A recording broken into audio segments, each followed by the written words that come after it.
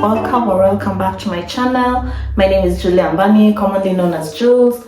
On this channel we love to talk about books, literature, development, and a sprinkle of other things here and there. So if that sounds like your cup of tea, feel free to subscribe to this channel, give this video a thumbs up, and let's go. In case you're wondering why I'm on the floor kneeling, yeah, it's because I'm about to take out all the books on my bookshelf and put them on the floor with me.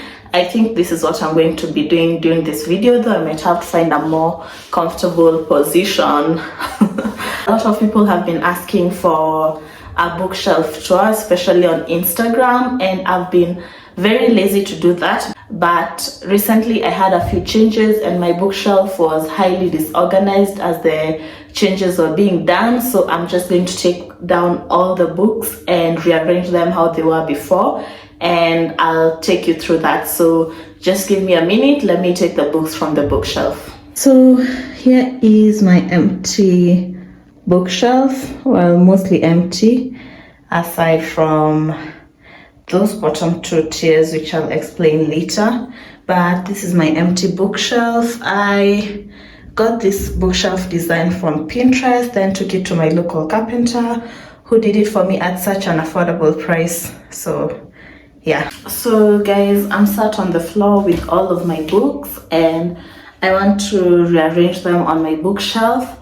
But I'll just tell you first things first, I don't usually have a specific way I've arranged books on my bookshelf. I usually just am concerned with the fantasy section, which is where I think there was a semblance of arrangement, and I'm honestly just winging it as I go. But I'll be showing you the different books I have for the different sections I'm going to be putting them in. And the first section will obviously be my fantasy books because I really love those. So let me just get into that. Okay, so let's start with the fantasy books in my collection. The first is this trilogy by Mark Lawrence. It's called the Book of the Ice trilogy, if I'm not wrong. Book one is The Girl and the Stars. Book two is The Girl and the Mountain. And book three is this, The Girl and the Moon. So that's the first Mark Lawrence trilogy that I have in my collection. That goes to the fantasy part of the bookshelf. Then we have yet another Mark Lawrence collection. This was actually his debut trilogy and it's called the Broken Empire trilogy, if I'm not wrong. So the book one is Prince of Thorns. Book two is King of Thorns. And finally book three is this, Emperor of Thorns. So that's another Mark Lawrence trilogy for my fantasy collection. Then the third trilogy is still a Mark Lawrence trilogy. This is called the Book of the Ancestor trilogy. The first book is Red Sister. The second book is this, Grey Sister.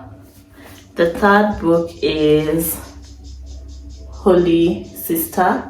The fourth trilogy in my fantasy book series, you guessed right, is by Mark Lawrence.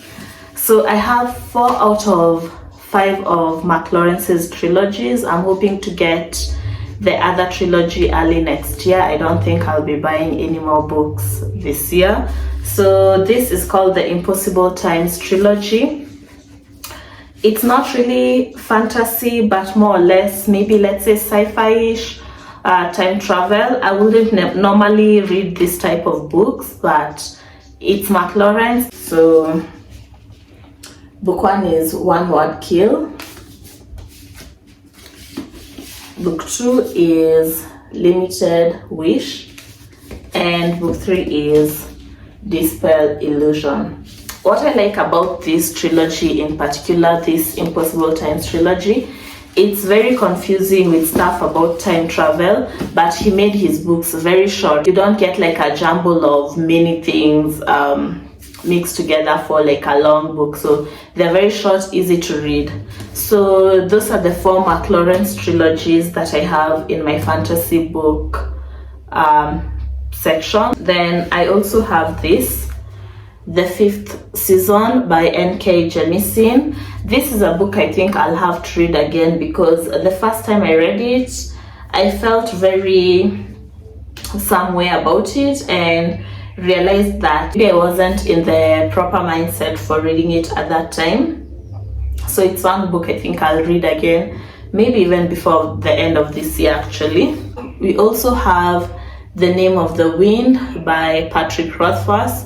This is a book that I really enjoyed reading. I'm on page 81. I started it, I really loved reading it, but somehow I stopped reading it. I think I'll actually do a video like that, like books I started this year and inexplicably stopped reading, because they weren't bad books. I just don't know why I stopped reading them. This is one of them. It was so good. Those first 80 pages were so good. I really don't know why I stopped reading this, but it's in my fantasy collection.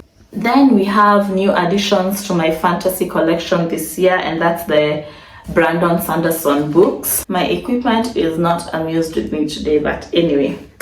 We have the Brandon Sanderson books, The Way of Kings, Words of Radiance, and Oathbringer. Then we have a novella in between, which is Edge Dancer. So this is the Stormlight Archive collection, and I've read book 1, which is The Way of Kings. These other 2 I've not read. I'm not sure when I'll read them. They're so thick, but I'm glad to have them either way. We have The Priory of the Orange Tree by Samantha Shannon. I read this. I did enjoy it, but I thought it was unnecessarily long. Could have been shorter. I just finished reading this, The Gilded Ones by Namina Forna. The concept on this was actually good. And then speaking of that, we also have Children of Blood and Bone and Children of Virtue and Vengeance. These are fantasy, kind of based on African mythology or African heritage, something of that sort. Same as this. They kind of, if you love The Gilded Ones, you love Children of Blood and Bone, or if you loved Children of Blood and Bone, you love The Gilded Ones. Then for my fantasy collection, we also have Black Sun by Rebecca Ronhos. This was a gift from Alia. I'm yet to read it, but I will. Then we have Kenyan authored fantasy books, The Quest series by Dorothy Mbori. This I'm very excited to read in December. This was sent to me by the author. I'm very excited to read them. Then we also have Six of Crows by Lee Bardugo. I also have Crooked Kingdom somewhere over there. I'm too lazy to get up and get them. I'm currently reading this book and I'm 100 pages in. I love it so far. I love cars. I love the gang. I love this book so far. But yeah, that's my fantasy book collection. So I'm just going to place those on the shelf, then come and continue. So I've just arranged the fantasy books on the top shelf. I'm not even halfway through with arranging these books, and I'm now realizing why I never wanted to do a bookshelf tour before. It's just exhausting work. But the second section that we're going to cover is the non-fiction books that I have. Fun fact is, I used to never ever read non-fictions. I just used to think it's a bunch of self-help books that won't necessarily help me.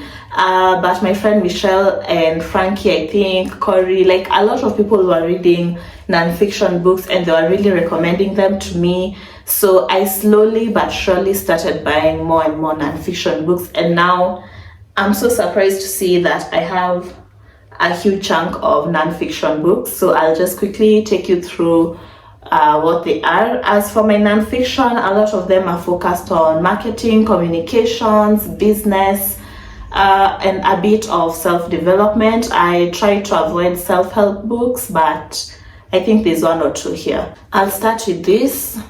This is Linchpin. Are you indispensable? And it's basically about how you should create a career and a remarkable name for yourself in such a way that you're indispensable. Basically, like, just make yourself the best that you can be in such a way that you're the best in that area, I guess, especially in the workplace. I have not read this book yet. This was recommended to me by Vincent, who is the owner of Raffle Books, but I'm yet to read it, but I will soon. So that's Linchpin. Then I have this, The Monk Who Sold His Ferrari by Robin Sharma. Everyone has heard about this book. It's all over there. This was gifted to me by an author who I was helping in a project. I haven't read it yet.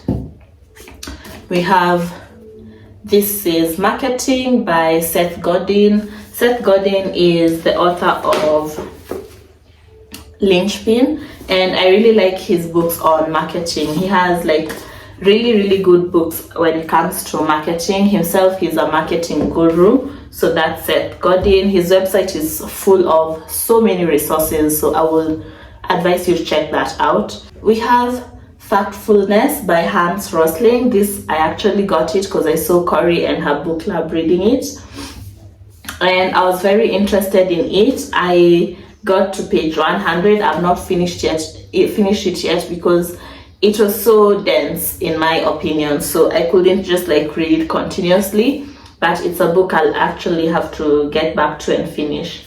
Again, books I've started this year and not finished. Then we have this book that I've talked about so much. Can you guess? Yep.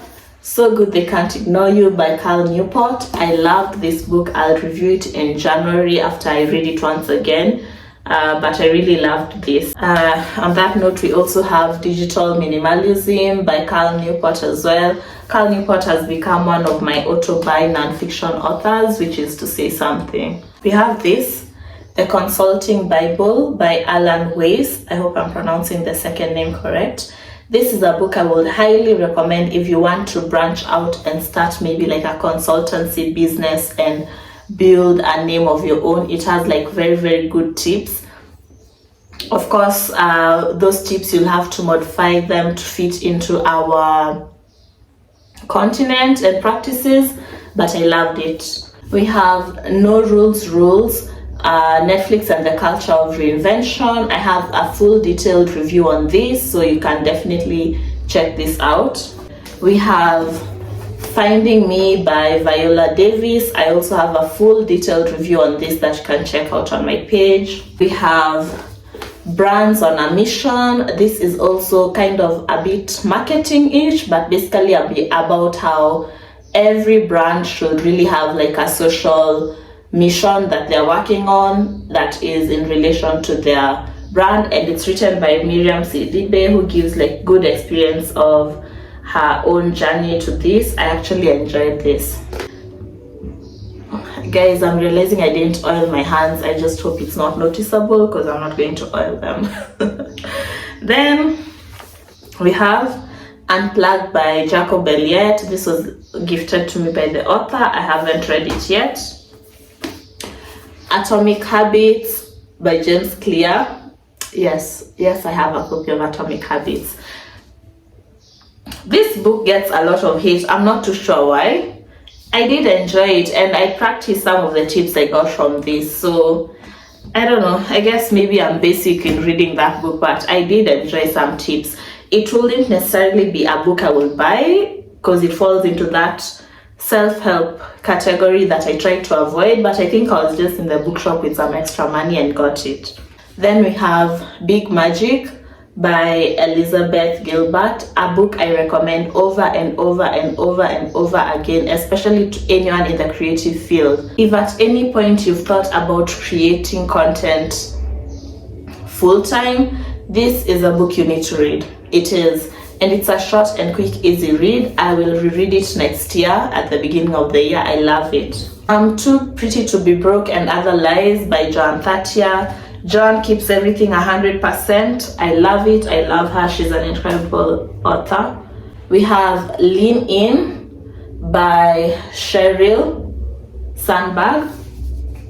Sheryl Sandberg is a huge name, and this is a book I got just because I've had it recommended to me so many times, and at this point it's like, if everyone is talking about it, there must be something. So I just recently got this. I've not read it yet. The Courage to be Disliked is also a book I really want to read. I've not gotten to it yet, but I will very soon, hopefully the beginning of next year. It's just a book that I want to read a lot.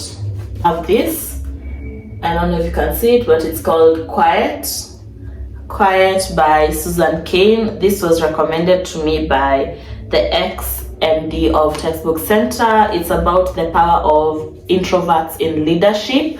I read a bit of it but didn't finish it. I'm not necessarily an introvert, but I think it's a book worth finishing. So I don't know when I'll get to finish it, but I will.